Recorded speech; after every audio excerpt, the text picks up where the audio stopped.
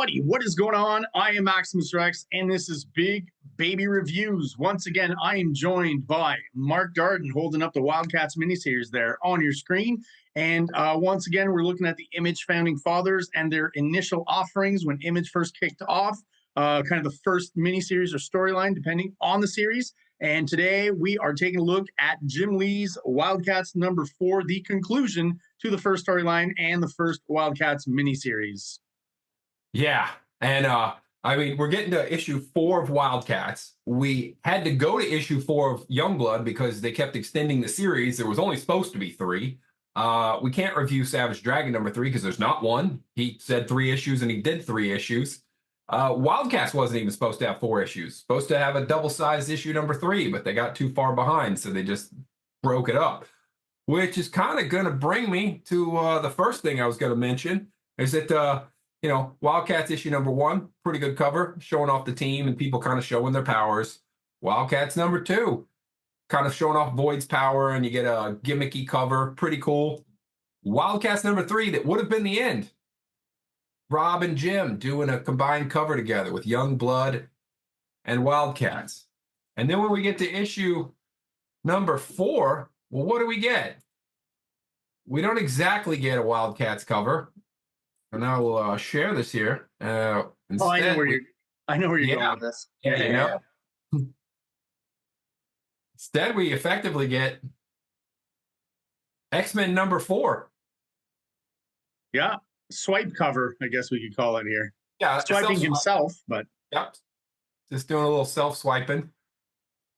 But I mean, gosh, so the same layout, facial expressions, yeah. Which really, again, maybe plays into the whole, like, it wasn't supposed to be in issue 4. It was supposed to all be in issue 3 and have a grand, giant-sized conclusion. What I will say, though, is getting through the story, while it, you know, it has its hiccups in the story, and there's some parts where they needed some better planning. It seems like they had some ideas, but were working on the fly. But as far as an actual miniseries of the Founders, this is the best one as far as having a story where there was a beginning, you're introduced to characters, a plot, then the plot builds, new elements are introduced, and then you come to a conclusion where you actually get an ending to the story, and then there's, you know, post-conclusion, you get some things get settled, and the characters get ready for the next adventure.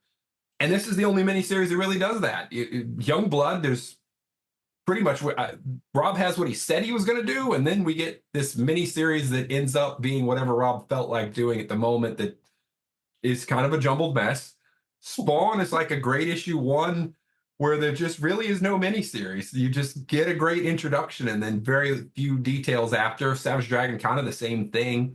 Cyberforce, which we still have to conclude, has a beginning, middle, end, but it's so all over the place that it's hard to understand what is happening. Like, who are the players and what are their motivations? It's tough to follow. Even Shadowhawk, which for its visual storytelling, I compliment a ton for how well it's put together. But for an actual miniseries, there's a great intro issue where we learn a whole lot of stuff, and then there's little details peppered in, but it's not like there's a story that starts here and then goes here and goes here and concludes. It's just like, here's an introduction, and then there's kind of some day in the life. It's not a miniseries, but this one does pull it off, despite what gripes I will have against it. Yeah, I definitely agree with you in as so much as comparing the first offerings, the miniseries, the storylines of all the Image founders. It's not to say that Jim Lee's is some sort of writing masterpiece or anything like that, but it is, I think, overall the most solid as far as a story, like you said, beginning, middle, end, you know, introducing the characters, the conflict, you know, the villains, all of that. I think it's fairly simple and straightforward storytelling, and that's probably part of why it works more than the other ones. Yeah, Cyberforce, as you said, is just, you know, a lot of disparate elements, a lot of I think influence from X-Men, much more than is kind of that you would want in a series that is not an X-Men title. You know, it almost is or feels like an X-Men title, even though it's from Image. And yeah, Spawn is maybe the worst offender in so far as very little happens in those first 4 issues. There's no real high moment. We can say with Wildcats that strong moment is maybe, last issue, issue number 3, where finally we've got the main conflict with the villains coming in, and Hellspawn and the Cherubium, I think they're called, that are coming in through a portal. The stakes are high; they're pretty obvious. Probably the highest stakes out of all the miniseries, I think, is in Wildcats. Talking about the cover, I'll mention a few things. This idea of swiping yourself or other artists, or this idea of homage covers, is really kind of something that started in the 90s. I know other artists were doing it before, but it wasn't so widespread. And today it's so much of it is happening, so many variant covers for books and stuff like that. And, I'm not against the idea necessarily, but I feel it started probably when artists just, they have to draw a cover and nothing's coming to mind. They don't have anything specific. And they're like, well, you know what? Got to get through it. Got to hit this deadline. Got to get this book out. Well, let me just reference or homage a cover I've done before, or a famous cover that people know, right? So, this is maybe the first instance of me noticing Jim Lee doing it. I don't know how many he does. I know Rob Liefeld does a lot of it. McFarlane is the king of that, referencing himself and other people. But what's fun about looking, I appreciate the fact that you put both these covers up, because it's fun to kind of see the difference just in the production value in and around the same time between the Marvel stuff and the Image stuff. So you've got pretty much the same image, the same composition, but there's just something, obviously, maybe I don't have anything against the Marvel coloring on the left, but early Image colors obviously popped a lot more, and you can kind of see the visual aesthetic difference right here on the covers, bare to see for everyone to see. They're not yet at the point in Image where they're overdoing it with the colors. So I definitely feel like the colors on the right are much more evocative. I don't have anything against what's been happening on the left with the X-Men cover, but I definitely feel like just overall the Wildcats cover is more enticing, more attention grabbing, even though maybe we don't have as recognizable characters as obviously Wolverine and Gambit and Jubilee on the X-Men cover. Yeah, would have been funny if he'd subbed them out 1-for-1 also, since it's more like Voodoo's the Jubilee character of the crowd, the newbie who's learning. Yeah, like analog wise, who fits more? Yeah, definitely. Yeah, the X-Men cover, definitely simpler colors. You've got just a red background so that the characters pop, versus having this color. It's not even a fade, but 2 colors and fading from one into the other one. And with a metallic character, there's a lot more sheen on them. They do a lot more variations in what the color is to have more highlights and dark areas, versus much flatter colors on the other image, which also works great inside the comic when you have a lot of small panels and things need to pop. You don't need too much color variation, gets muddy. But it's kind of fun that he swiped himself for it. It just would have been, as I was saying, but with the other covers, they're so much more impactful, so much more is going on. This one feels like a real drop off by comparison. It really stands out. As a kid, I think I felt it, but didn't understand why. And as an adult, it's like, oh yeah, that's why. You just had to get something done, and you had a plan for the other ones.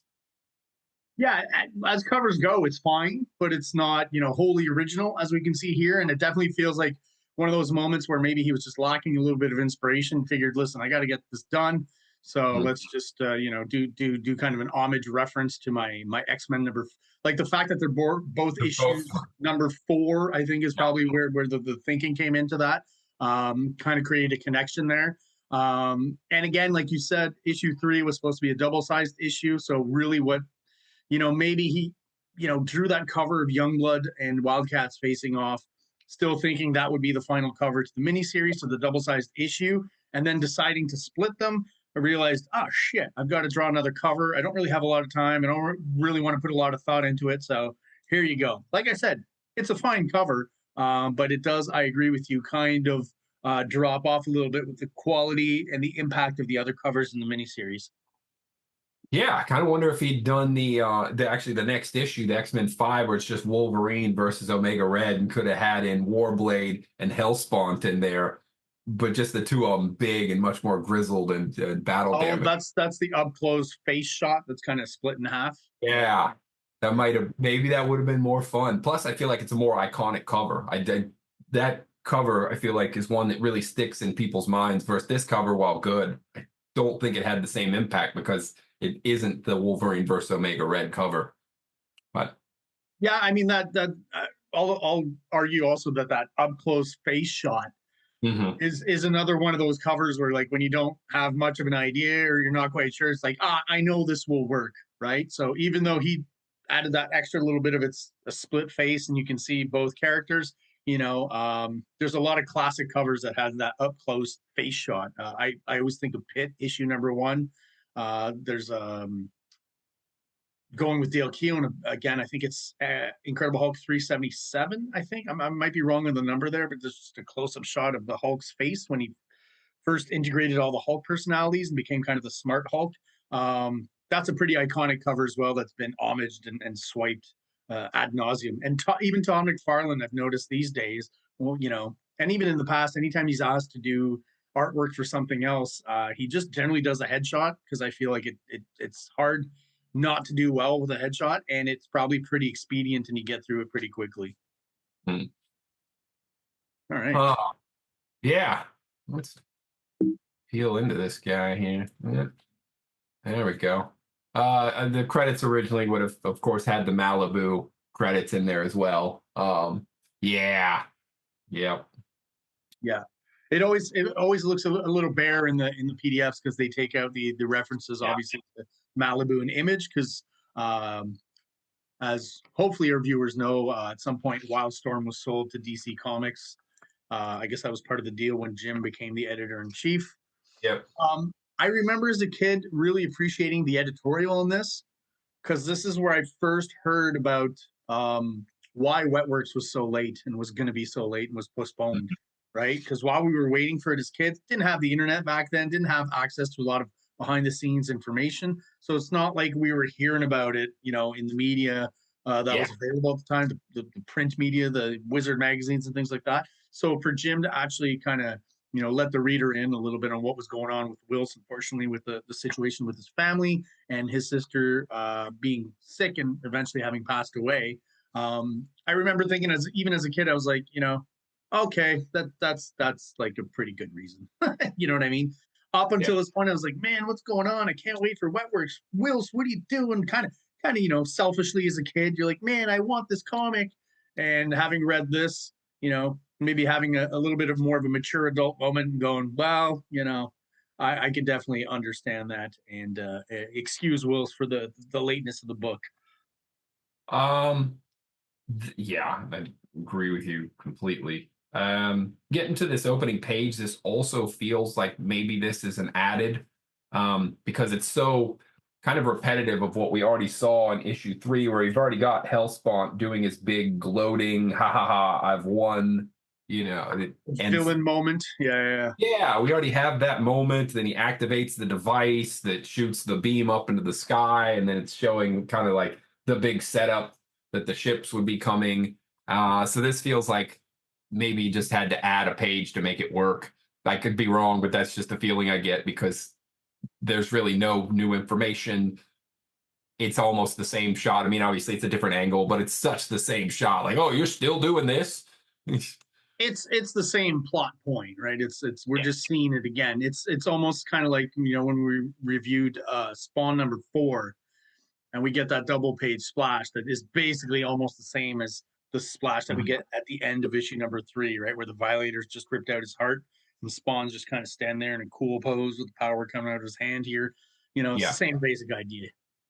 Also, I think the way they did this color texturing for the ground below, I really don't think that works, because when I'm looking at this figure, I just see the figure and it looks like he's floating over that ground. He doesn't feel connected with it at all. And because it's such a different coloring style, the coloring for the figure that's done with relatively flat colors with some shading, a little bit of color variation, and then this ground just feels like it feels like just a coloring texture, like done. They've used like a Photoshop digital texture, and it does kind of aesthetically not quite mesh with the art, I guess is how I describe it. An easy solution to that would have just been a little bit of a cast shadow from moving off from his feet or something, and that would have grounded him a bit more. And again, in this one, you don't have that, because they just use the same kind of coloring technique for coloring the ground there. So he does feel more like he's actually standing on that ground rather than. And this is, again, this is early days of computer coloring, so you're going to get some hit or miss kind of effects, right? So maybe at this point, still Joe Scioto doing the colors. You know, he figured I'll try something. Doesn't always work. I always liked it. I mentioned when we looked at Savage Dragon #3, they only kind of do it for 1 or 2 panels, but that digital texture that they used for Bedrock, Yeah, that worked. Yeah, that worked really well. yeah. This, Absolutely. not so much. Cool Yeah. shot though, and I do Cool like shot. just those little bits of Hellspawn's figure that are sticking out of the panel. Once again, adds that extra bit of layering, that kind of image full bleed kind of vibe to it. So it's Yeah. a successful splash page, other than just that coloring snafu. Yeah. And then we get this cool 2-page spread with the long panels going across the 2 pages. Yeah, I really like this one. You know, double page splashes when well done are pretty cool, but the fact that we've still got, it's almost like a widescreen kind of cinema format for these pages that I think work really well. You know, Yeah. that shot of Youngblood and Wildcats, you know, Mhm. could have been the whole splash page, but I think it was smart to just use it as the middle panel and to still have some extra panels for a little bit of storytelling. Pretty cool page overall. And Yeah. there's stuff to read, but not too much. You know what I mean? I think there's a good quantity of dialogue on this page, and just overall looks really cool and exciting. Yeah.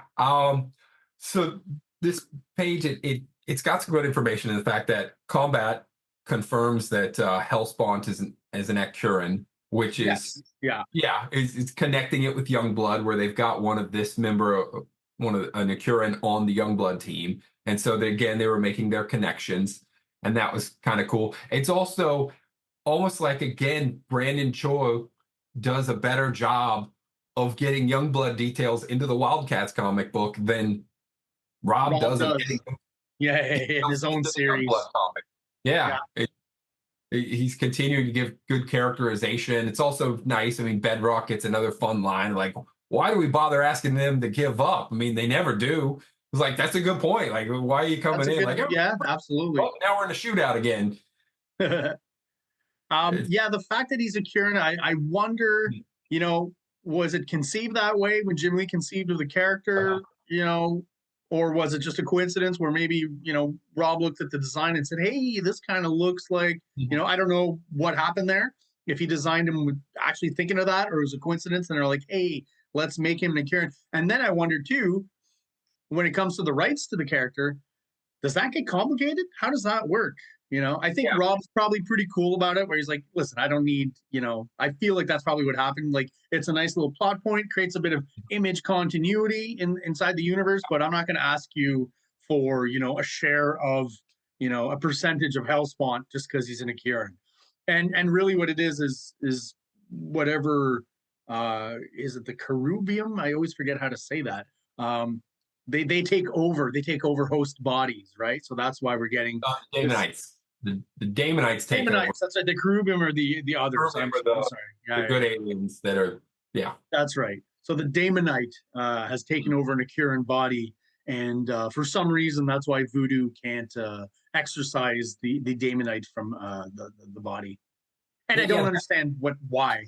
yeah, that part made no sense to me either. If like her power is exercising Daemonites out of bodies, and then he out of nowhere goes, no, no, no. Your power only works on exercising Daemonites out of humans. Yeah, it's So it just doesn't work. seems like an odd plot point where I was like, I'm not quite sure why that is, but I guess because it can't be so easy as Voodoo just exercising the Daemonite out of the villain, right? Well, I thought about that and I thought, well, if he's super powerful, why not have where like she does, man, it's like she's exercising him and then the Daemonite comes out and then just swipes her, knocks her out, and then goes right back into the Reintegrates the host. body. Yeah, yeah. There's ways around it for sure. Yeah, yeah, yeah. Yeah, have him be powerful enough that he managed to blast her before she can complete the exorcism. Like, oh no, okay, I'd need you guys to actually hold him down or stun him or something for me to use my power. He's too powerful. I can't stun him while I'm doing it. Because otherwise, it's like, so does a character with Voodoo's power, do they have to be a half breed of whatever race it is that you want to exorcise a Daemonite out of? So like, would every planet everywhere have to have bred with a daemonite that has the power to exercise daemonites in order to exercise daemonites out of their like it's a limitation that's so limited it makes the power not make sense. Like, Yeah, and because are we to assume also that okay, maybe there are other races that she can also exercise daemonites from, but not the Akurans and not, I guess, what's combat? He's a Catalan, I think. yeah, You know, whatever. like Yeah, whatever it the just racing was. Yeah, yeah, yeah, it just seems like just such an odd choice. yeah. Just to talk about my weird sound effect files, Uh, uh, I just think it's funny at the bottom the zam zam zam. I oh, just sure. another Yeah, kind of odd choice, and then the shing shing. yeah. They're all just kind of funny. Yeah, there's that, and then there is a little bit of bad lettering. The lettering that goes from panel 2 into panel 3 doesn't really make sense. That takes you out of the flow. Yeah, That it's because it's like you're supposed to go across the page, read the last stuff that's in panel 2, but that connects to panel 3, and then come down to panel 3 to read stuff that's connected to a character in panel 2. So that's weird that I got to read stuff here that goes to this character here, and then read stuff here that goes up to this character. That's not well laid out. Um, and then the other also, thing, oh yeah, yeah, no, go ahead. Well, I was oh just real quick. I was just going to say, I also find it funny that Jim Lee to me is more consistent with the Youngblood designs than Rob Liefeld himself. These are all based, I'm assuming, on issue number 1, yeah, right? Because already by issue number 2, Rob's changing a little bit of the designs and stuff, which is a Rob thing. He always does that. So I'm not, shitting on him for it. That's fine. It's his characters. He can do that. And it's kind of fun sometimes too. But yeah, Jim's really like, you can tell Jim's a more kind of orderly, organized kind of guy, I think, even as an artist than Rob Liefeld. Rob's a little bit more over the place and chaotic, and Jim's very kind of disciplined. And I think that shows in his use of the Youngblood characters, and they're very consistent designs from very early stuff that we see from Youngblood number 1. Bedrock still has those white Mickey Mouse gloves in this issue. which are fun. Yeah, Yeah, I'm okay with it. those are fun. The other thing is like panel 3, Hellspawn totally turns into Magneto. Like this is just straight up a Magneto panel from X-Men. It's the blast powers coming in and Magneto just putting up his magnetism shield, which somehow blocks all kinds of random energy. Doesn't Yeah. make sense, but hey.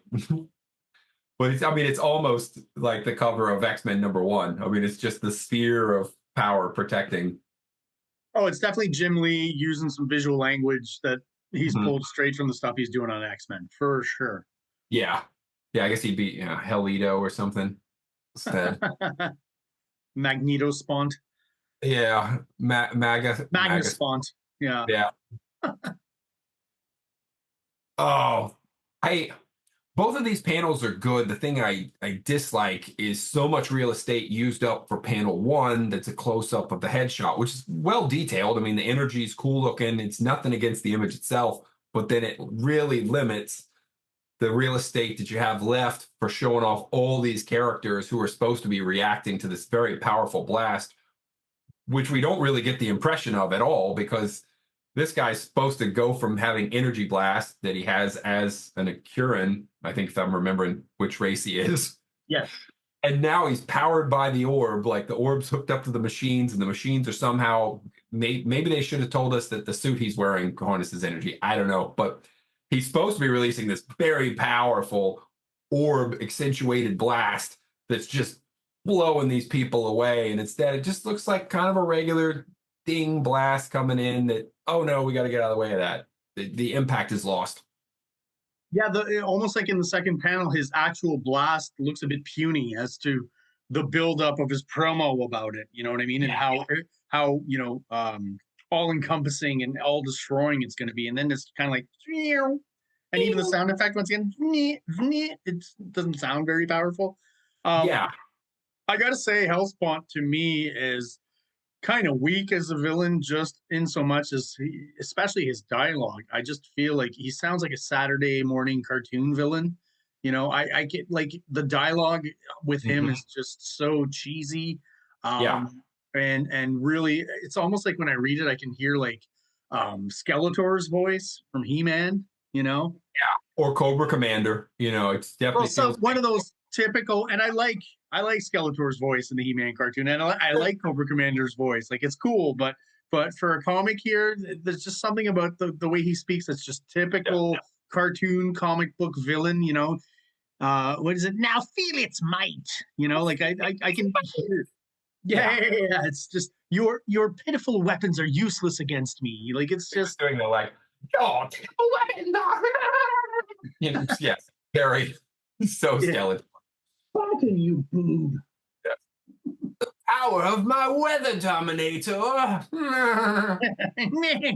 Yeah, exactly. Is completely Skeletor, or you could just see Jim's influences of, and probably chose his Brandon's his friend, so maybe they watched the cartoons together and all their villain dialogue, because we'll see some more bad examples. All the villain dialogue is It's horrible.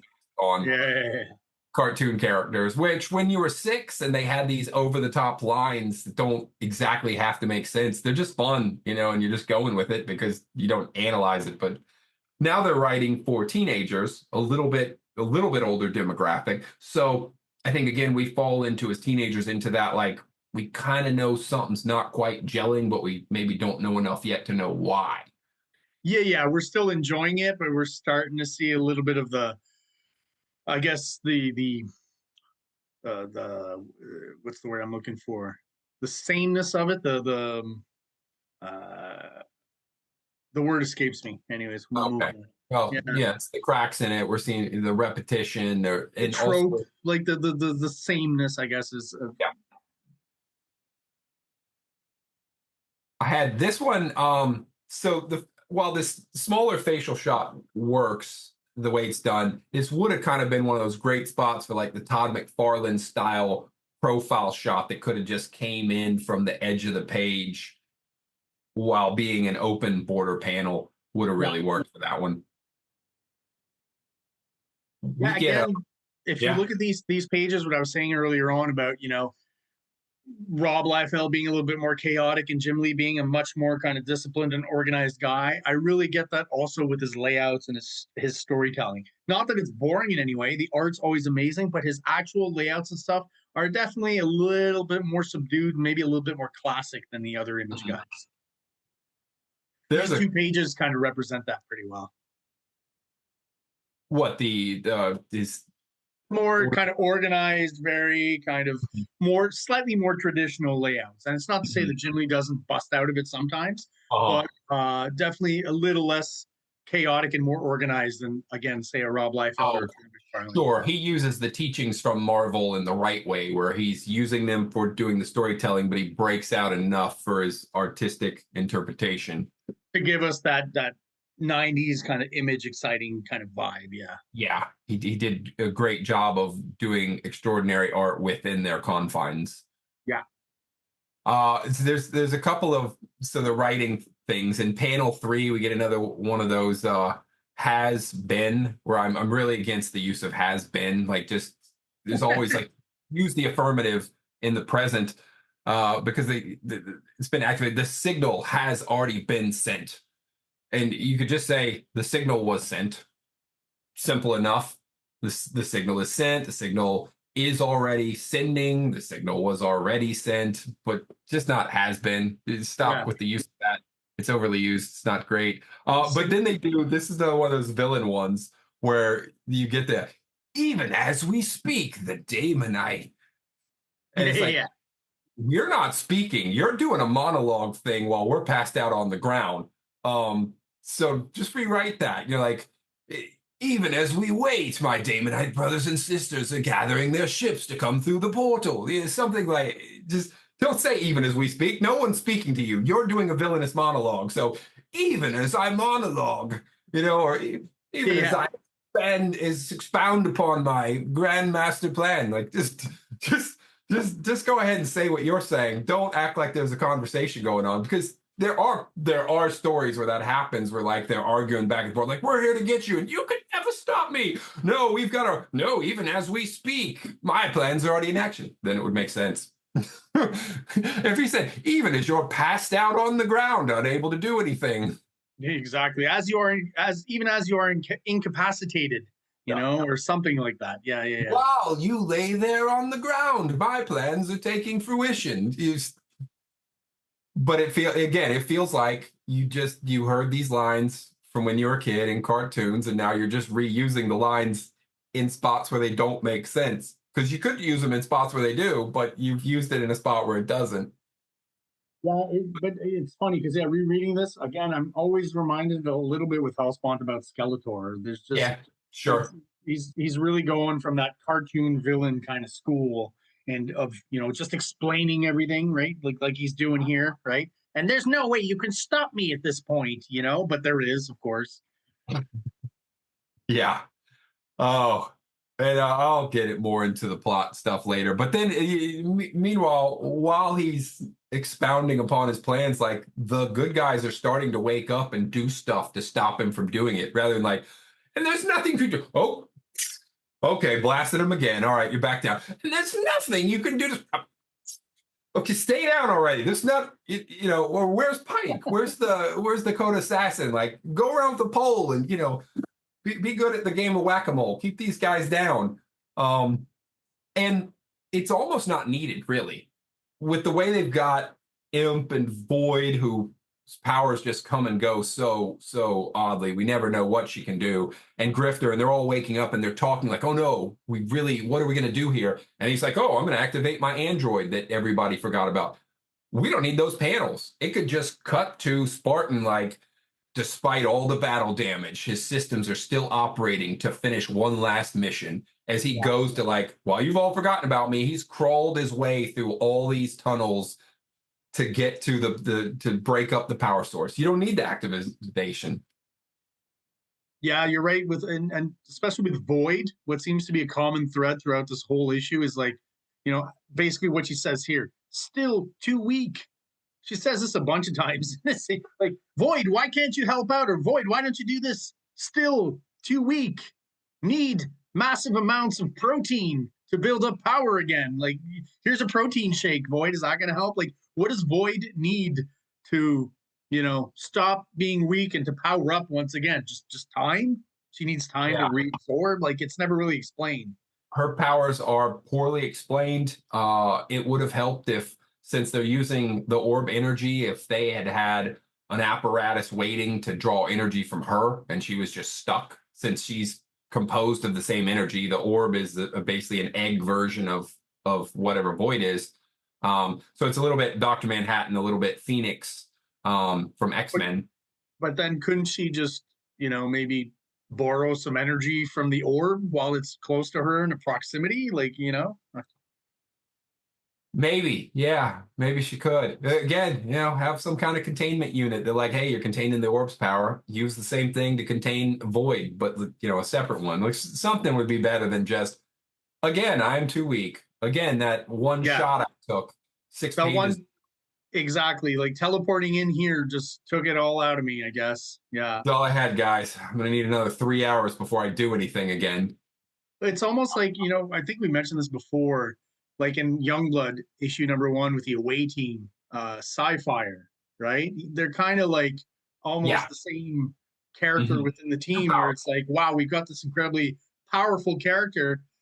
For this to have any kind of, you know, of an interesting story, or for there to be stakes, we need them powered down somehow. So, you know, Void is always too weak.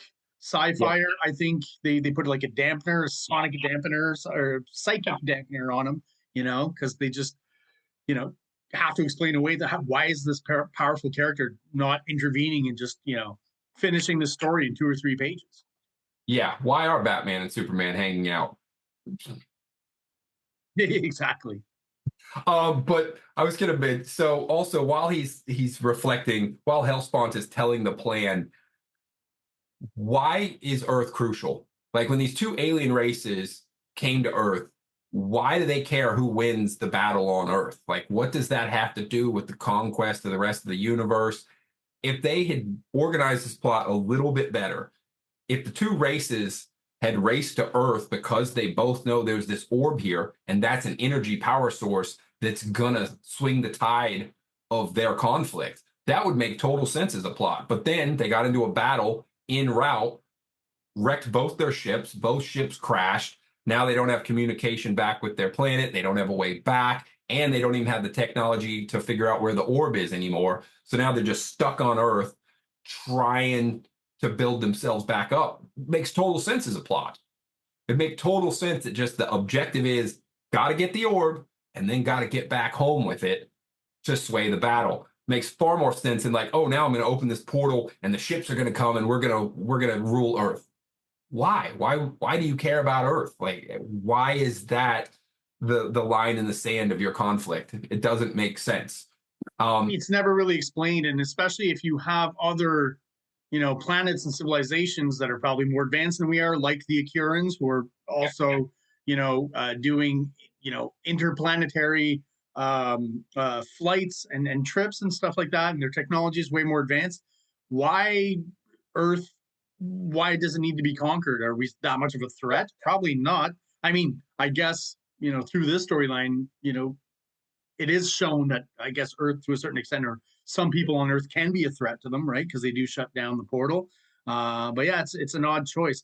I just wanted to mention this really funny on the nose kind of thing that they do in the panel where Spartan. You've got that the face shot of Spartan reaching out, and then the next panel where he's going to grab that tube or that wire, whatever it is, and there's a little bit of text, not even in like a narration box, but literally on the wall there where it says, do not disengage while reactor is active.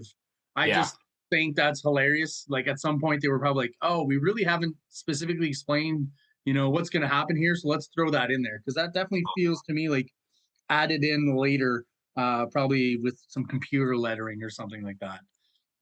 I just thought it was such an on the nose thing, and I also wondered, does it need to be explained? Because I mean, this is comic books. We can see him reaching for something that he's going to be pulling out. Pretty sure we got the idea, but they were like, just in case, let's make sure it's clear. The last point on if Hellspawn's mission had been, okay, find the orb, and then since the ship's destroyed, use the power of the orb to open a portal, and then I'm going to take the orb, go back home, and rule. I'll have the power. I'll be in charge. My side will win the fight, and I'll be the ruler. That would be such a simple, logical plot that would make far more sense than two warring factions come to Earth for reasons and want to rule Earth because that's going to sway the battle back home for reasons. It's frustratingly illogical. And that very last thin panel at the bottom right. Yeah, the little explosion one. Is it even necessary at this point, right? You kind of get the same sense when Spartan's hands on the thing, the energy kind of emanates from it, kind of an explosive energy. So I just thought it was funny that there's such like a paper thin panel there. It's the shrinking panels with less and less real estate. And I get it from a storytelling standpoint. Maybe this would have been one of the spots where he should have gone full bleed. Maybe for that last panel, go all the way and have. I listen. I understand the need for that panel. I just maybe would have given it more space and more real estate, like you're saying. Right? It's just hilarious to me that it's a huge emanation of energy and explosion, and it's in the very smallest panel on the page. Just kind of a weird visual contradiction. Right. The end result is given the least amount of real estate to express why it was done in the first place. Okay, so I had a little bit of silly beef with this one. Pike there is so cautiously guarding Voodoo, who so far has been shown to be kind of the weakest of the people you need to be worried about. I mean, it's almost like that villainous, like, oh, now that we've won, I'm taking this as my prize. Like, I'm just going to take the hot chick with me or something. Like, you could just see him, like, as he's running from the battle later, he's, like, still dragging, like, well, I'm getting something out of today. Almost like a caveman who hit a woman over the head. Yeah, very, very much the club. Yeah, he's not watching out for like, hey, you want to keep an eye on Void or see what Imp's up to since he seems to be in charge of things, or Warblade. Maybe, you're awful at whack-a-mole. Like, just you gotta keep swinging and keeping these guys down. But he's just paying attention to the hot girl. I was gonna say, I think we know what's in it for Pike in this story here. That's what he's going for. You know what I mean? Yeah. I like I like the middle panel, the bada boom. I like kind of the almost full silhouette that he's got on Hellspawn, and then the way the lines he draws through both the characters, the Coda Assassin and Pike on the left, to create this, like, he doesn't do it in the background, he does it with the actual characters. I think that looks really cool. It's kind of interesting and different. The lines there was another one of those color effects. That wouldn't surprise me if that's not a texture. Oh, that's interesting. Yeah, we do. Yeah, he does it in the comic as well. Yeah, yeah. But I feel like on the digital version, there's almost like more color added. I don't know what happened there. It's a little bit different, but I still think it works pretty well on the page here for sure. Basically creating the blast with the silhouettes of those two characters and a bit of the cape rather than the background. I just think that's kind of different and fun. This page also does a good job of using techniques to get through a page quickly to get this done, because you've got in panels, well, panels 4 and 6, it's pretty much silhouette. Like, you've just got a silhouette of 3 characters, one of whom's mostly blacked out. The other 2, there's a texture given, and then there's rocks, and then the colorist uses some fades to give an explosion feel, and obviously the letter adds the bada boom. And then in panel 6, it works extremely well. It's just, again, a silhouette of the villain who's got tattered cloak. That doesn't take a long time to draw. With a silhouette of the machine work, little bit of work there, but pretty quick to get through. Some lines for smoke, and then let the colorist make the smoke feel more impactful. But a lot of quick panels there. Yeah, I mean, this whole page, if you really pay attention, there's just almost no backgrounds. There's a bit of, broken up debris at the top right panel, but other than that, most of the background stuff is just texture and effect, which is something you can get through pretty quickly. So I do agree, these are kind of, good examples of stuff to do when you're on a deadline to get through a couple of pages pretty quickly. And then just doing the money shot of Warblade on the right with just no paneling, no backgrounds or anything, just fully in the negative space. Does feel a little bit empty to me. It would have been nice if there was just something behind Warblade, I think, to create some more kind of energy, even if they'd done that just the speed lines kind of emanating from a vanishing point or something behind him. That would have given him even more dynamism. Not a bad drawing by any stretch of the imagination. Really cool shot of Warblade, but just feels a little bit empty because of the background to me, or the lack of it, right? Yeah, if they had the other characters, like if Void and Imp were in the background, like, reacting to his amazing leap and long blades or something, might have been fun. Seeing along the bottom, they could have had the debris so that he's almost leaping over it, so the leap feels more powerful. It is a very isolated shot, and I don't think Jim's done that before. I mean, he's had Wolverine leap forward, and I guess the only thing he had before is there were motion lines, which provided color and filled out. But even that make it more evocative than what we've got here, because it's a cool shot. It just almost feels, I don't know, a little bit naked or something. He's got like the finger at the top there overlapping the panel at the top, which is cool, right? And I feel like, even if he had actually drawn the panel behind Warblade, had the hands and the claws and probably the bottom part of the knee there coming out of it, already creates that layering, creates more movement because he's layered over it.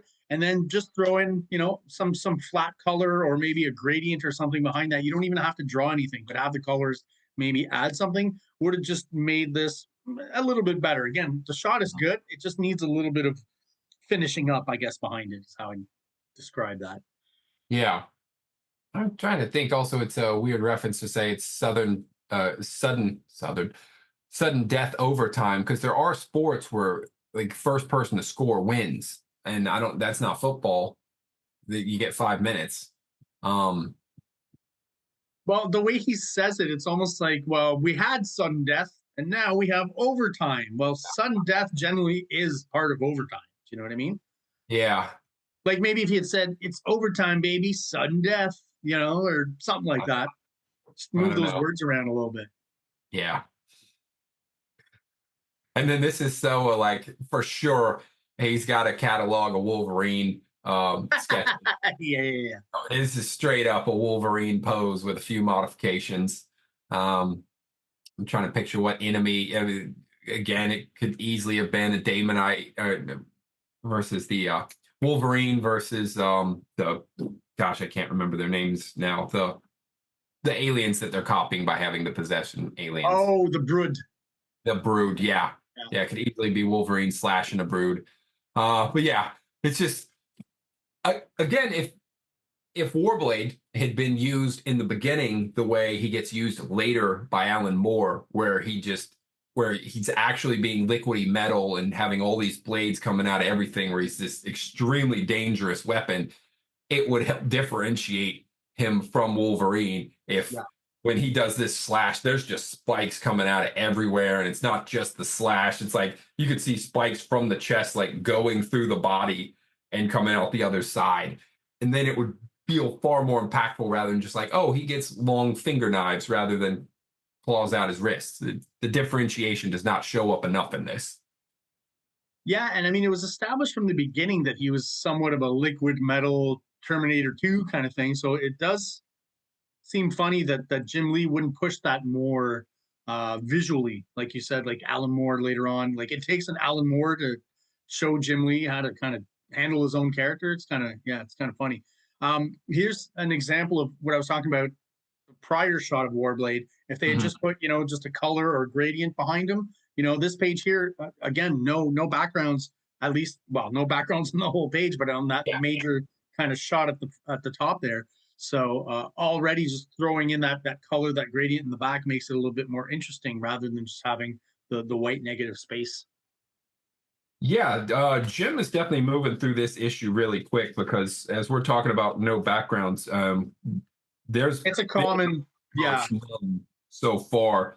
There was the page where he was talking about the Damonites coming, and there was some rubble on the ground. The page with Spartan was the only page so far with any significant backgrounds. It's mostly just been that, hey, this has been established. The room they're in. There's rubble on the ground. They're at this facility.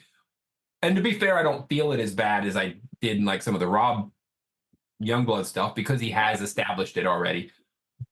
But it is becoming noticeable as we're going through of like, oh, there really is just no backgrounds. Like there is this feeling that he's trying to get through this issue. He's just like he's trying to get it done. Yeah, and listen, he's smart because this, at least up to now, this issue is pretty action heavy. So generally, it does make more sense to kind of do less backgrounds when there's action going on, as opposed to when it's a conversation, scene or whatever.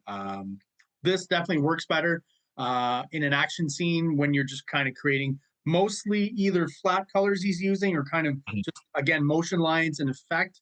At least it makes sense in that context. So that third panel, it's too bad again that Warblade's power wasn't better understood or expressed in the beginning, because it would be very cool if you had that blast going off and if Warblade himself, like metal-wise, it was just like metal spikes just kind of like going off into the background as his body's sort of shifting around or reacting to the energy. So rather than just like, oh, I got hit in the face and my chin's going back, like his body just flowed backwards.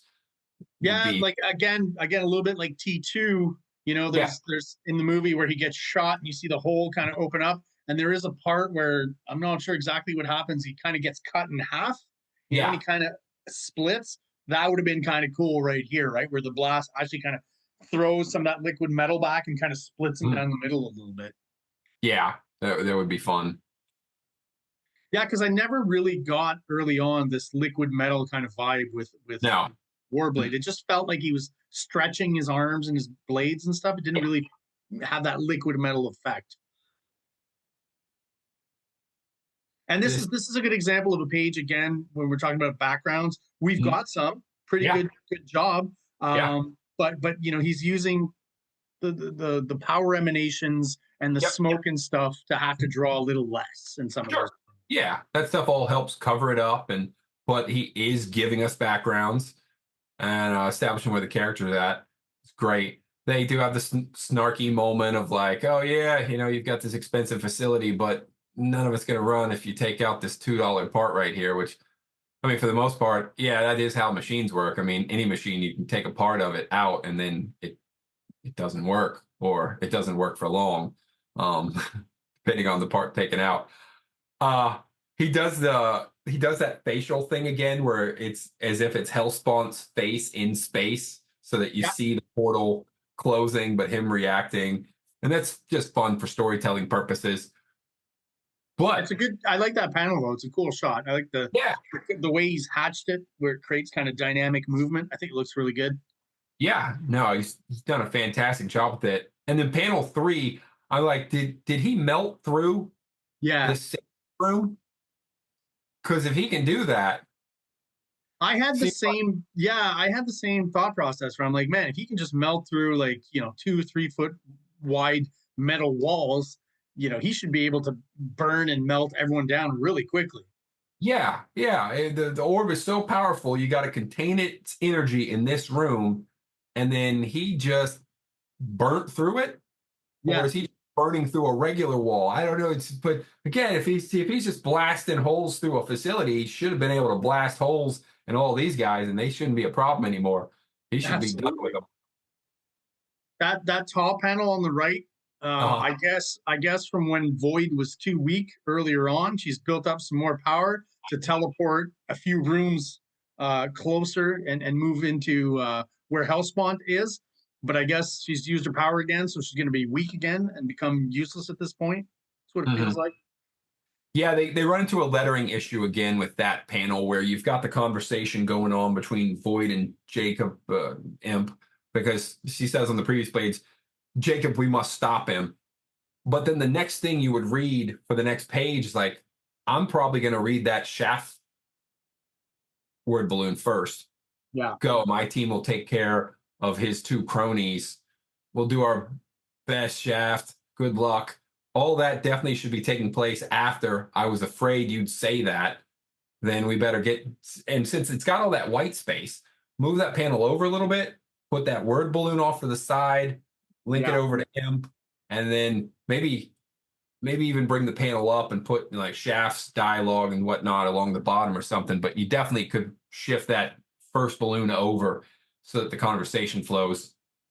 I think, you could just flip Shaft and Chapel Yeah, within that panel, and then yeah, you've solved that problem. You just have absolutely. Shaft's dialogue be off to the right there in the negative space, and then you're good. And it doesn't change anything whether Shaft is on the left or on the right.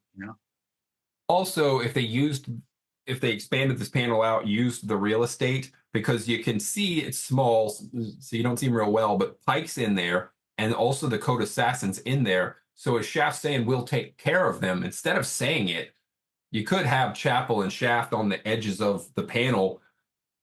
Chapel could be shooting and actually blast Pike, and Shaft could be shooting arrows and actually hit the Code Assassin. Like, don't worry, we'll take care of these two.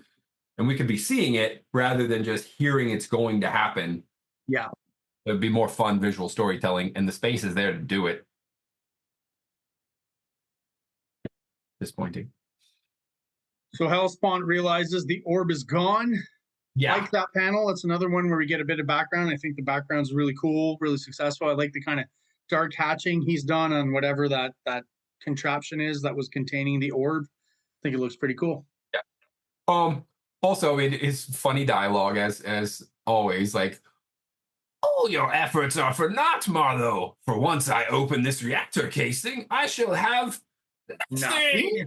Yeah, yeah, exactly. But also, it means that Imp, no, excuse me, Gnome, the guy who's been working things behind the scenes, Gnome went to the reactor facility. There were no guards, or his people knocked the guards out off screen, and we don't hear about it. Whatever. But Gnome got there, opened the thing up, took the orb, and then went, this is gonna be funny. Guys, close the thing back up. Yeah. Let's let him think it's still in there. Okay, we're gonna go around the corner and wait. This is gonna be hilarious.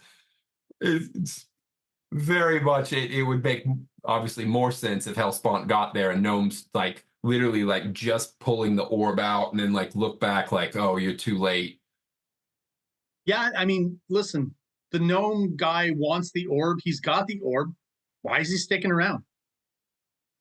clearly he had it in his possession before any of this scene happens. So why not just fuck off and like, all right, we've got what we wanted. Let's get out of here. Why Yeah. risk, you know, any kind of conflict with these guys and any possibility of, you know, losing the orb or not winning, I guess, in this case. Yeah, it brings up a lot. Because sure, after they see that the orb's already gone, and then like, oh, there's Gnome off to that side over there with his triad. He has the orb. There's no reason for him to stick around. Unless it was again, if he was just getting the orb, Hellspawn shows up, and then boom, he blasts Hellspawn. Great, that flows. That works a lot. I was gonna bring up too that this is really it for the triad. Like issue number 2, there's this panel where they're introduced in the background, a single panel in issue 2. Yeah. And then in issue 3, there's a single page, 2/3 of the page, 3/4 of the page, where it's showing them making their way in. They're sneaking into the base. And now their third page is the payoff of here we are. Yeah. We're here to back up the gnome guy. But why? I mean, he's got the orb. What does he need these schmucks for? He just blast Hellspawn. Why don't you just blast everybody else and be done with it?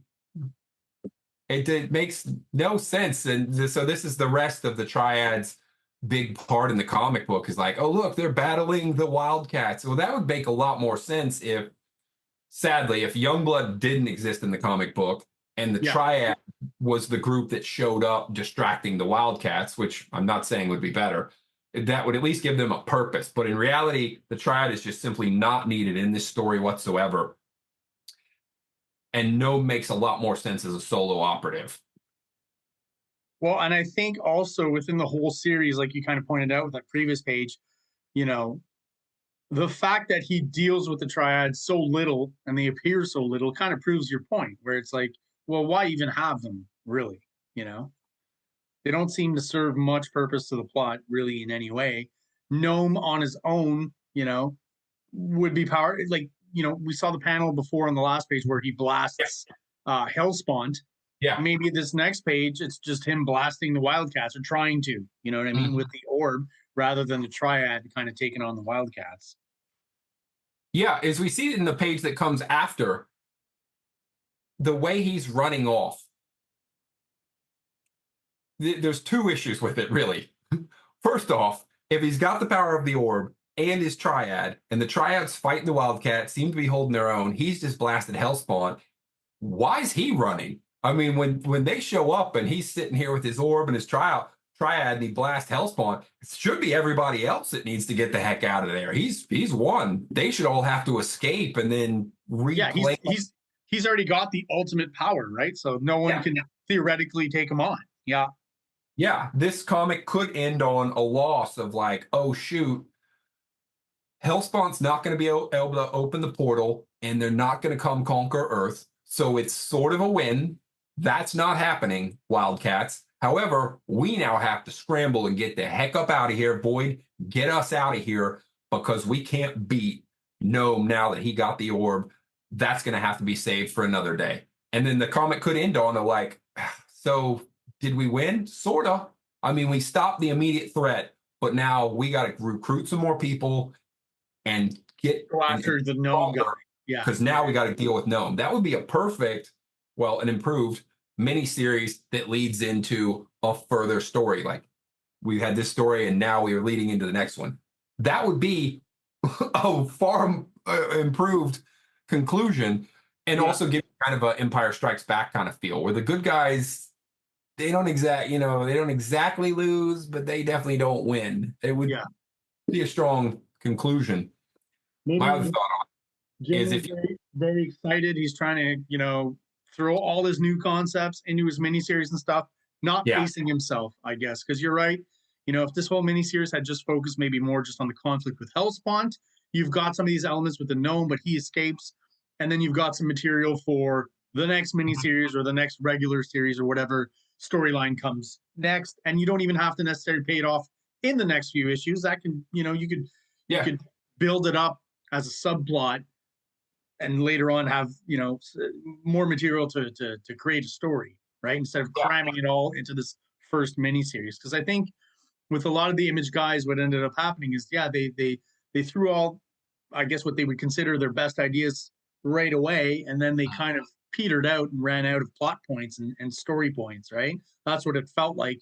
And eventually, not all of them did. Well, I mean, everyone almost except for Jim Valentino and Eric Larson Larson. kind of Yeah. handed off the series to other writers and other artists. And I feel like part of that is, yes, they were heads of studios and they had more responsibilities, all that stuff, but also I feel like they ran out of ideas a little bit. You know what I mean? Now being on their own rather than at Marvel with writers, where even though they were coming up with the plot points, I'm sure there's like discussions and ideas being thrown about. Now it's all on them, right? So if they don't necessarily have, the best ideas or, you know, the right amount of ideas to sustain the series, right? That's what it feels like with a lot of these. Yeah. Youngblood being the worst kind of example of it. Worst. Yeah. If they wanted to stick to the storyline that they do have, remove the triad, and I've mentioned before, have Gnome just be a solo operative. Like if he's that sneaky guy operating in the shadows behind the scenes who is feeding intel, they could have still had that meeting in the first issue where Void and Imp go and meet with Gnome, and he gives them like, oh yeah, guys, here's where you need to go. Here's the location of the orb. And then they give him something that he wants that's useful later, but that he'll use for intentions they weren't planning on. And then it would be perfect so that he's the one who set off the alarms. So then Gnome, again, as this solo sneaky guy, sets off the alarms. And while everybody's battling, he sneaks his way to the orb, grabs the orb, because you could get from this right here, where Hellspawn shows up, and then the Wildcats are there, and then you just pop right on over to, there's Gnome running off. Ha ha ha, I got the orb, guys. I set you guys all against each other. I got you all in the same spot, and now here's me running off because I'm about to be powerful for once. That would make perfect sense. Yeah, because the triad basically just gets, vanquished off screen, almost off panel. We don't actually even see the end. We see them fighting with the Wildcats, but we don't see the Wildcats dominating them or winning over them, right? Yeah, as he was originally introduced to Gnome, it was just him and the Coda Assassin. So, yeah, you can have him be just a solo operative, but I think if you keep what you've introduced at the very beginning, him and the Coda Assassin, that's more than enough. Take the other guys out, the triad, keep the Coda Assassin, and that to me works, right? Because he's got his kind of bodyguard, I guess is how I describe her. Yeah, which could just be some paid muscle to make him look a little more important. He could be fun. We then get to this other issue where, and again, all the art's great. I'm not speaking much on it, but it's all fantastic. But story-wise, like Void, oh great, teleports in again. She's got power this time. He blasts her. We see the repetition of like the dreams that she had in issue 1 where she's being blasted and destroyed. And oh no, the thing that happens about to repeat, except, oh, Imp's here. And he's got a gun on him. So what? You got the power of the orb. No dude with a pistol matters now. But no, he manages to shoot his arm, blast his arm off, and then effectively Gnome gets schmiegeled.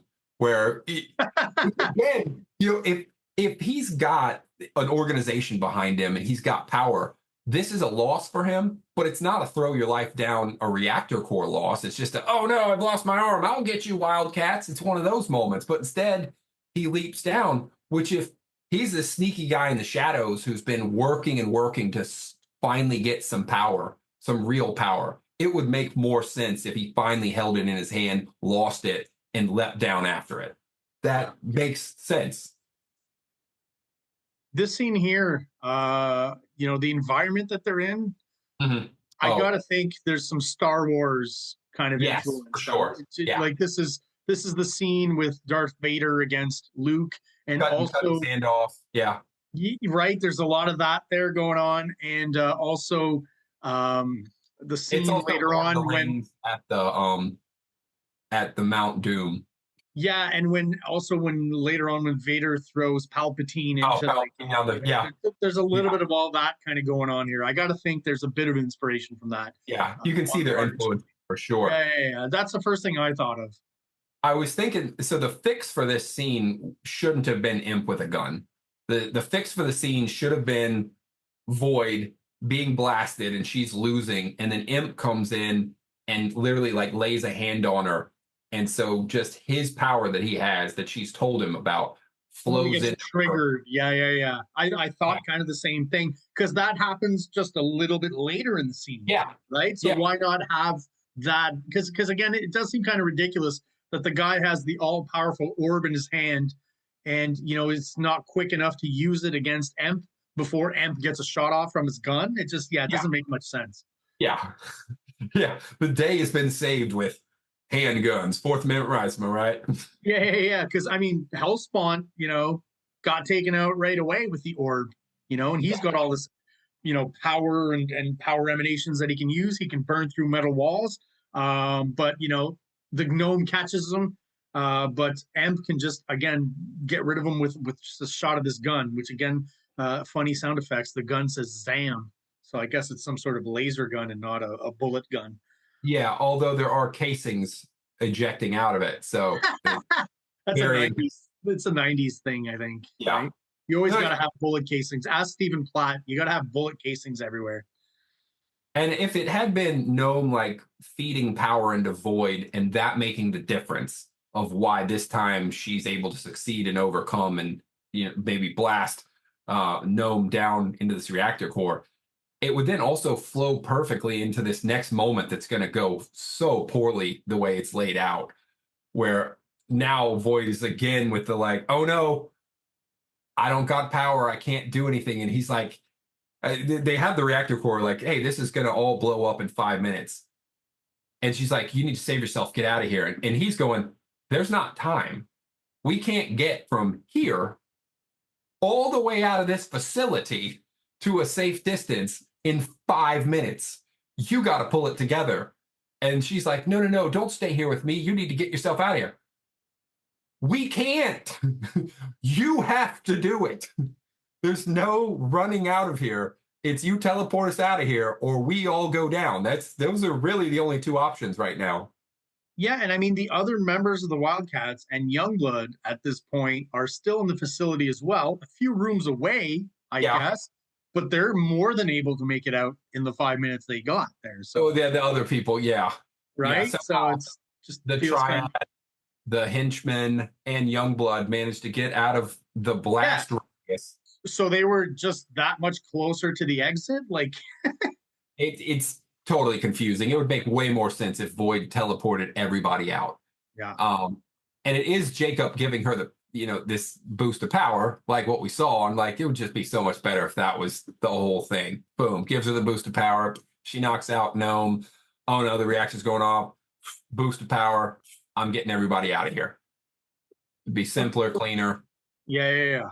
Some cool art moments on these pages, though. I really do like the shot of Youngblood on the left, where they're all kind of in silhouette, except for some of the costume elements. I think is a nice little touch. Even the kind of movement that's implied behind them, right? Of I guess the building kind of shaking, about to blow. The shot of Emp and Void once again on that bridge and the reactor, the shape of the panel, and just a little bit of movement lines kind of emanating from the middle, I think look really cool.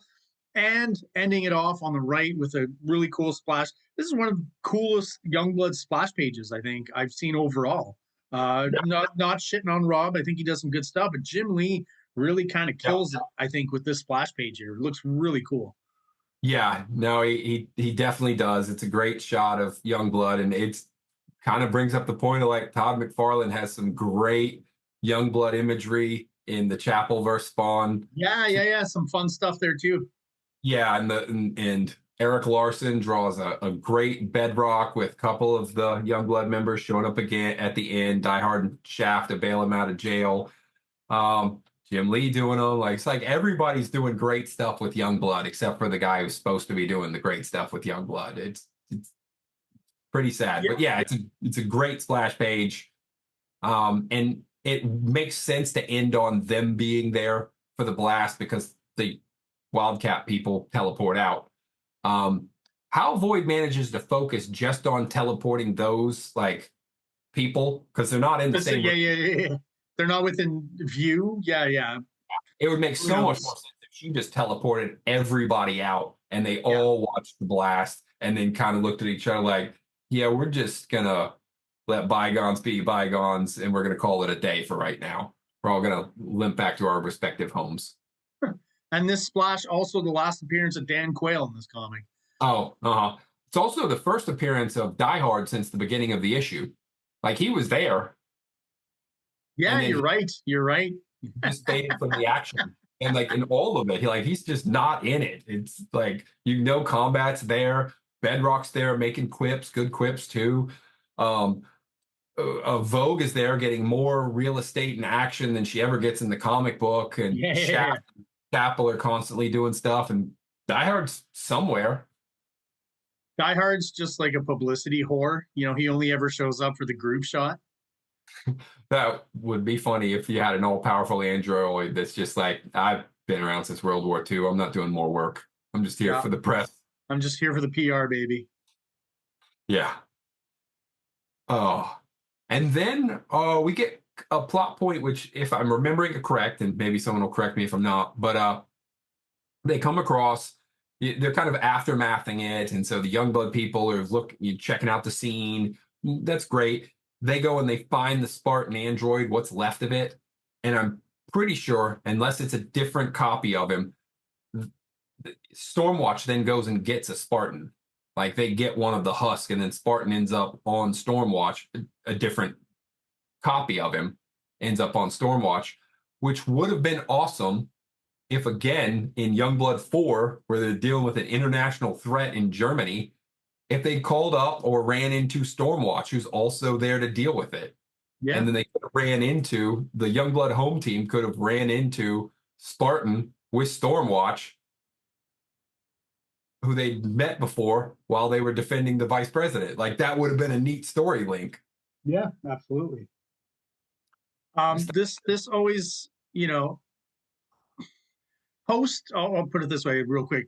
Post 9/11, I think socially we become a little bit more conscious that when there's a demolition of a building or destruction of a building, you get dust and you get fumes and you get chemical fumes and stuff like that. So it always makes me laugh in a scene like this where they're just walking through the rubble, no respiratory, like, you know what I mean? Like everything's a-okay. Shaft right now is contracting some form of cancer. It's got to be because all the burning polymers and metals and stuff like that. Like, you know, you don't want to be hanging around a site like that generally. Nuclear reactor too. It was a nuclear reactor. So there's probably all sorts of radiation stuff going on here. Bedrock, okay, you know, he's a superpower. He's made of rock. Yeah. Right. But Shaft is just a regular guy who's skilled with a bow. Probably shouldn't be breathing that stuff in. Yeah, it should be getting a nosebleed, Bedrock going, you okay? Yeah, exactly. Oh, suddenly I don't. Yeah, definitely should have had Die Hard and maybe Bedrock checking it out, and the two most survivable, and maybe Die Hard even has like an extended exoskeleton or Some something. sort of breathing apparatus, or exactly. Yeah. Put Bedrock in a fishbowl or something. Yeah, because I mean, a nuclear explosion went off. Just the stuff in the air, like you mentioned, the debris, the rubble. Yeah, But again, this is pre 9/11, so I just wonder if just socially, I can speak for myself. Not something I'd ever considered before 9/11, but then after that, people talking about the smell, and years later, some of the firefighters who were there who developed respiratory issues and cancers and stuff like that.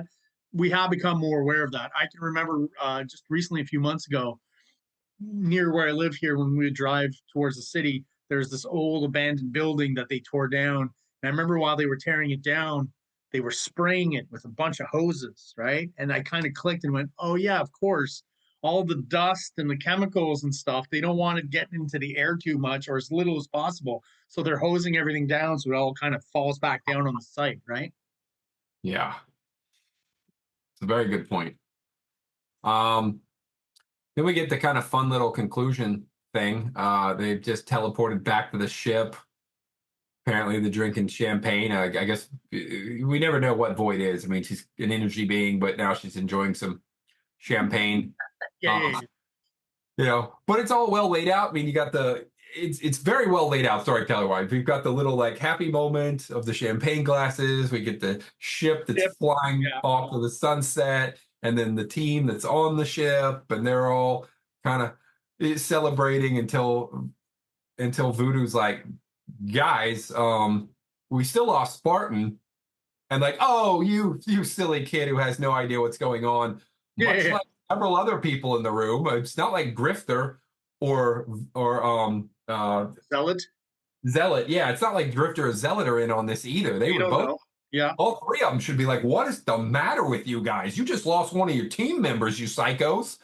It really should be a more collective sigh from the other half of this group. And then for him to then go, oh, right, you guys don't know. Oh, he's right over here. I got another copy of him. We're Got a new downloading. body growing for him. Yeah. No big deal. Here's my question. Why would a synthetic being need nipples? Yeah, just to look cool. Why does he take his shirt off every time he does Nipples labor? are like Val Kilmer Batman realized nipples are cool. Yeah, exactly. Well, I like that. I like that shot of Void where half her face is kind of going off into some like horizontal line stuff. Nice little bit of design work. I don't know what you call that. But I just think it works very well within Jim Lee's aesthetic and style there. I just kind of like that panel. It's fun. Him's doing the 80s movie thing of the person who's just throwing food into their mouth. You know, instead of the Tom Cruise. Yeah. So it's like, oh, hey, what's going on? Yeah. Doing that silly bit. And then, yeah, they have their little conversation that Void is like, oh my gosh, I've been operating so long on these fractured memories that were sent back to me through time that I've essentially been trying to correct this horrible future. And now I can't sense the future. So she's really not Dr. Manhattan where she's aware of like all space and time. She just got memories that were sent back in time to her. So now she's like, I don't know what the future holds. You're like, yeah. Well, because the timelines have changed, right? Yeah. Then the ship flies off. And then we get this kind of sort of fun little wrap up. If they do remember, they're like, oh, right. We had the operative that helped get them onto this government facility where he knew something was going down, but he couldn't do anything about it. So he went and got them to do it. And then he grabs a paper, and there's the little bit about Dan Quayle being an alien. So the press has picked up on it somehow. The tabloids got their hands on the information, a piece of it at least. And he's like, that's funny. And yeah, I would have locked you guys up if you had told me Dan Quayle was possessed by an alien. Yeah. And obviously it's I feel like there's almost kind of like maybe he got this idea from Watchmen because he's looking at the newspapers, the national, all we get is National I'm assuming this is like a version of the National Enquirer, right? Yeah, so right. It's not, proper journalism, right? But, since he's part of this government organization and stuff, he knows that even though this is perceived by the public as just trashy news reporting and probably not true, he knows it's actually true, right? That right.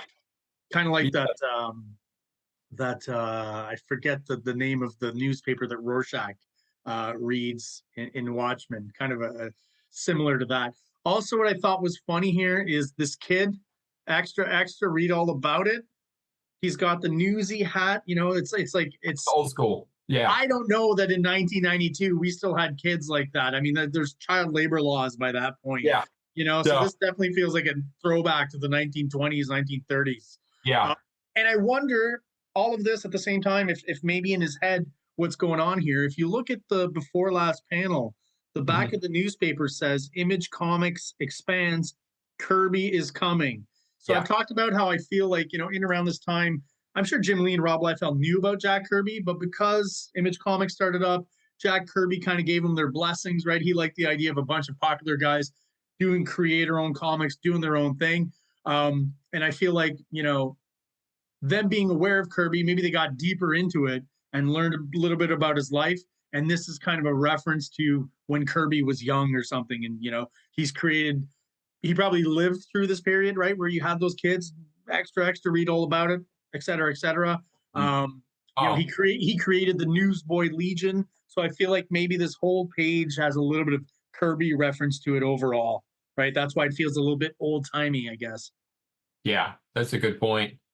I was hearing it was recently, I think you probably heard it as well, that they, when Image was founding and then they had their second wave, there were more people they originally wanted than that they wanted Frank Miller, they wanted John Byrne, Yeah.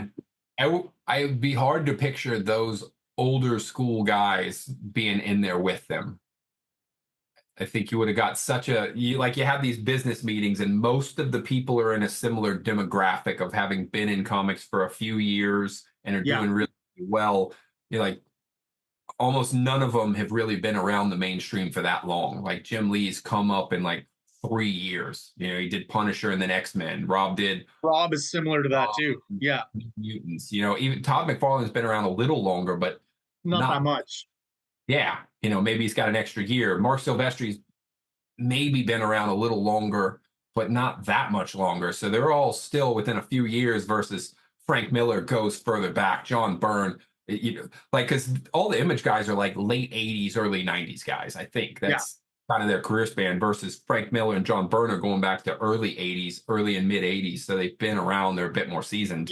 Even late 70s. Yeah, there's like a 10-year gap Right. pretty much. So definitely, I would definitely describe them as two generations, right? Mhm. They're not of the same generation. So, I mean, listen, if they had had John Byrne and Frank Miller in the original offerings from Image, I can't imagine that wouldn't have done well, but it would have changed the vibe a little bit, right? Mhm. You know what I mean? Like, Yeah. if let's say Frank had done, Sin City at Image Yeah. and John Byrne does Next Men at Image, the vibe of their comics would be definitely different than the Image guys, where there's still, because generationally they're of the same group, I feel like there's still connective tissue overall within their books with the aesthetic and the vibe of them overall. Where again, I think Frank Miller, John Byrne definitely would have worked, but their books would have been quite different from what the Image guys are doing.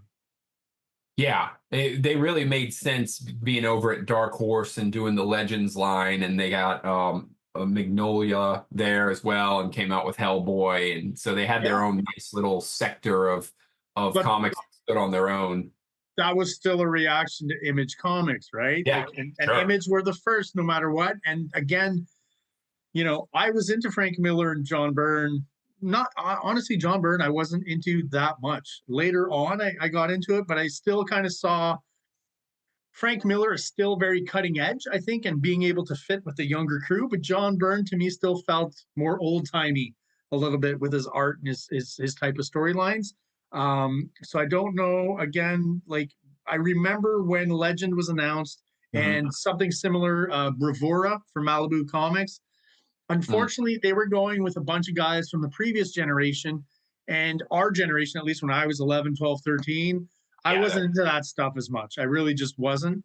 I didn't. I remember with Legend, I got into some of the Sin City stuff and the Hellboy stuff, and that was basically it.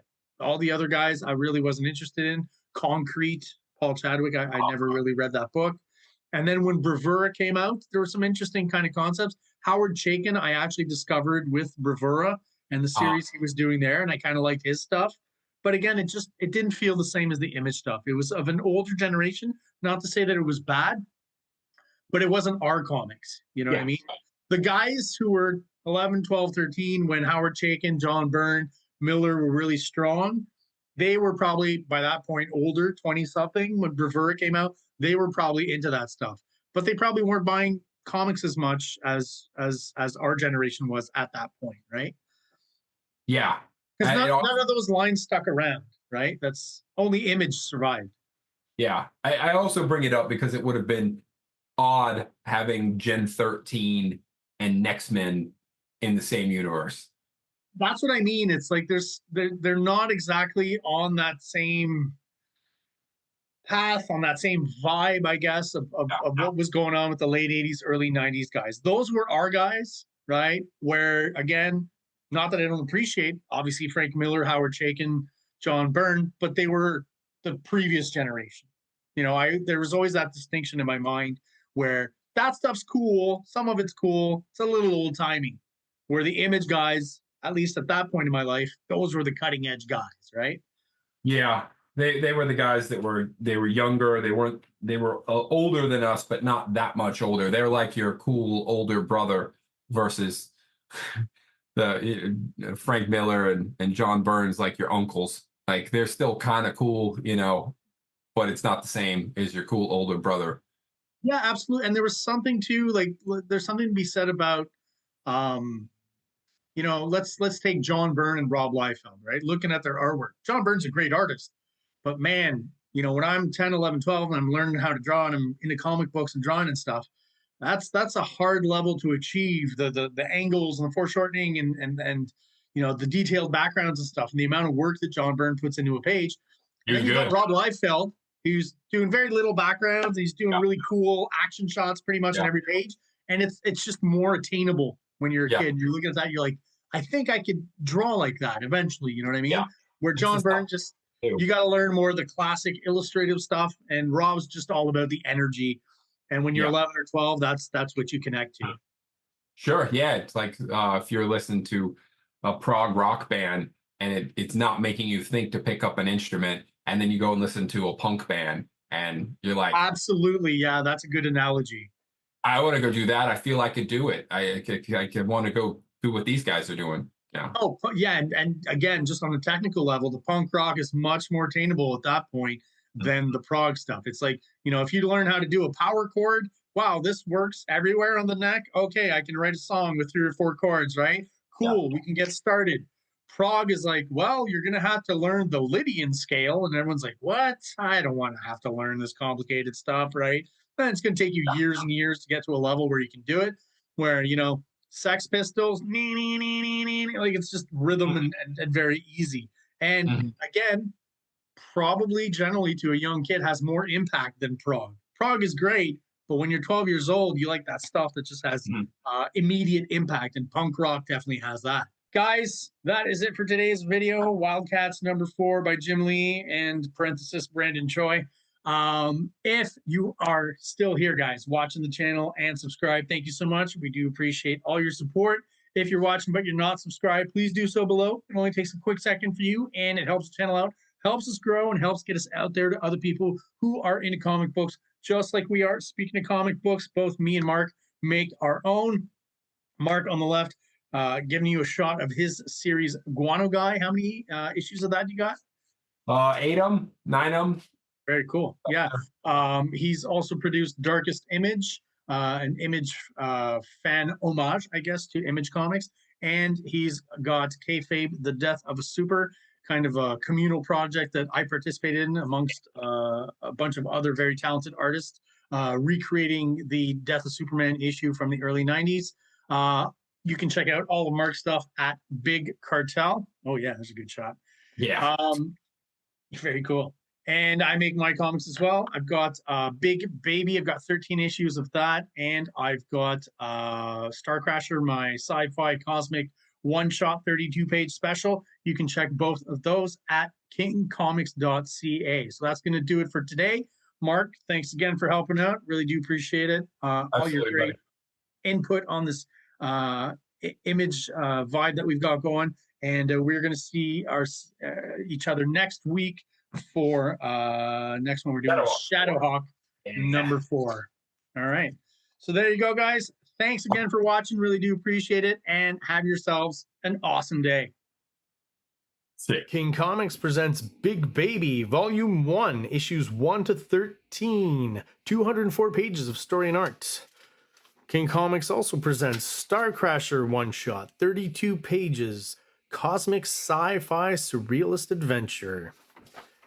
You can find these fine comics at KingComics.CA, at MaximusRex13 on Instagram, or on Facebook, MaxRex or Big Baby. Like!